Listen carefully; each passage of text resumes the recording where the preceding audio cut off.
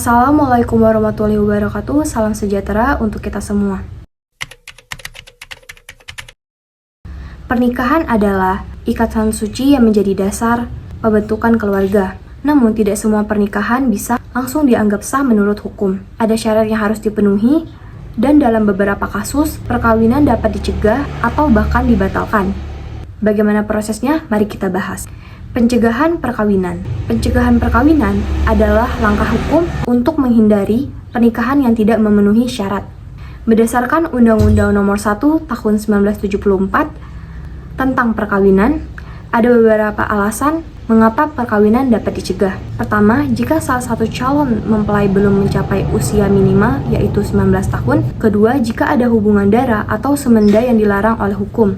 Ketiga, jika pernikahan dilakukan tanpa persetujuan kedua belah pihak atau terjadi karena tekanan dan paksaan. Dan yang keempat, jika seorang pria hendak berpoligami tanpa izin istri pertama maupun pengadilan.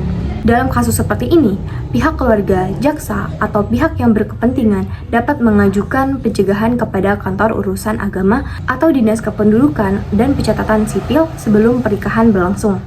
Pembatalan perkawinan. Namun, bagaimana jika pernikahan sudah terjadi tetapi ternyata ada cacat hukum? Dalam hal ini, ada mekanisme pembatalan perkawinan.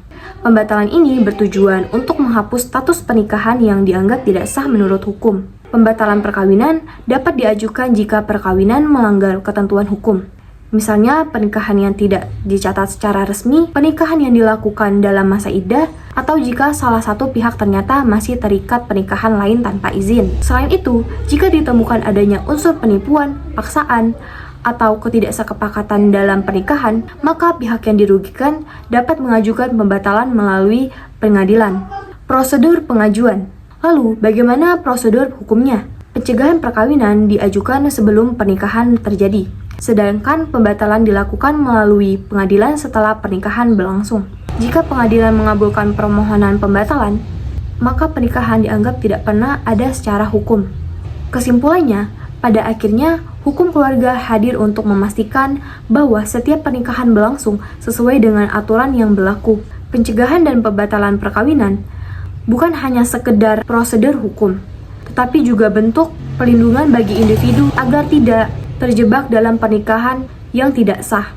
Demikian pembahasan saya kali ini. Semoga informasi ini bermanfaat dan semakin meningkatkan pemahaman kita tentang hukum keluarga.